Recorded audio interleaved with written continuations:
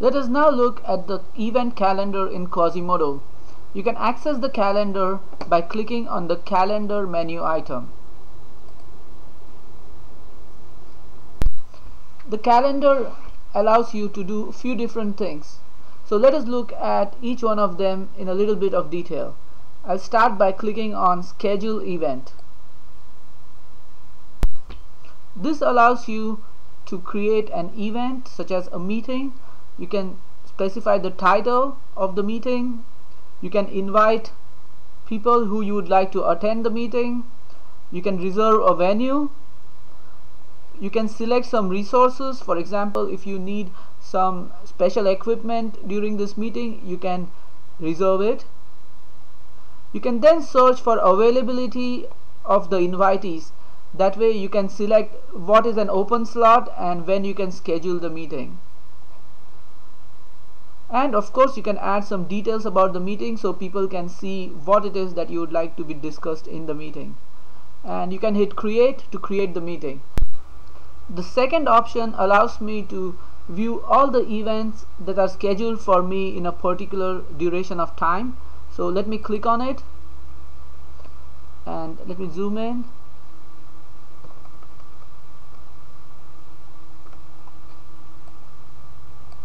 So here I can specify a from date and a to date. For example, I might want to see what is scheduled for me in the first week of May.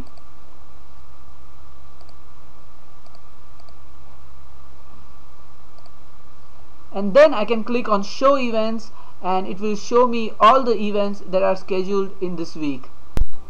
The next option is a lot more interesting and maybe one of the features you do not see on other calendars.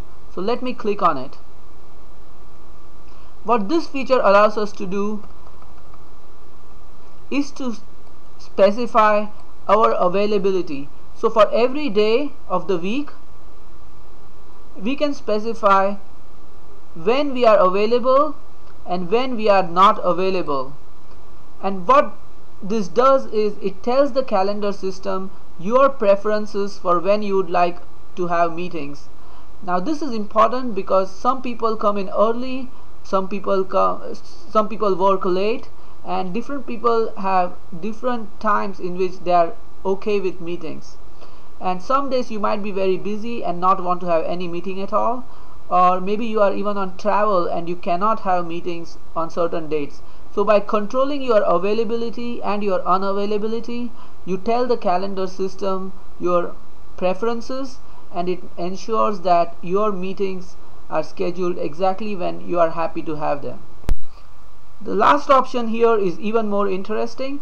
It allows you to control who can schedule a meeting with you. So here we see that Albert Einstein has specified only his top team, and only these people will be able to schedule meeting with Albert Einstein. Now this is important because if you are like the CEO of a company, you do not want everybody in the company to look at your calendar and to see who you are meeting with and what you are going to talk about. So by controlling who can schedule meetings for you, you also control who can look at your calendar. Now even if they do look at your calendar, they will only see when you are available and when you are not available, and they will not see any details about who you are talking to or what you are talking about. Allowing everybody in your company to look at your calendar can at times be a serious security breach, and this is a loophole that we have closed in the Quasimodo calendar.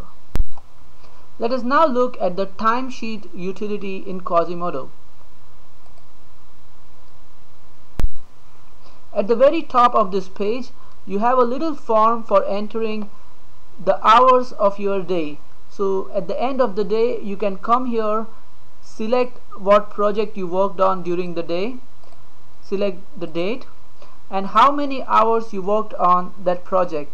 So for example, let me say I worked 4 hours on customer services, and I hit save, and then I can go back to the timesheet and I can say I worked another 4 hours on lounge facilities. So it takes less than a minute to enter the information about what you did in a day, and once you do that you can simply forget about it, and at the end of the month you can generate your timesheet automatically. To generate a timesheet, you simply specify the from date and the to date between which you want the timesheet to be generated.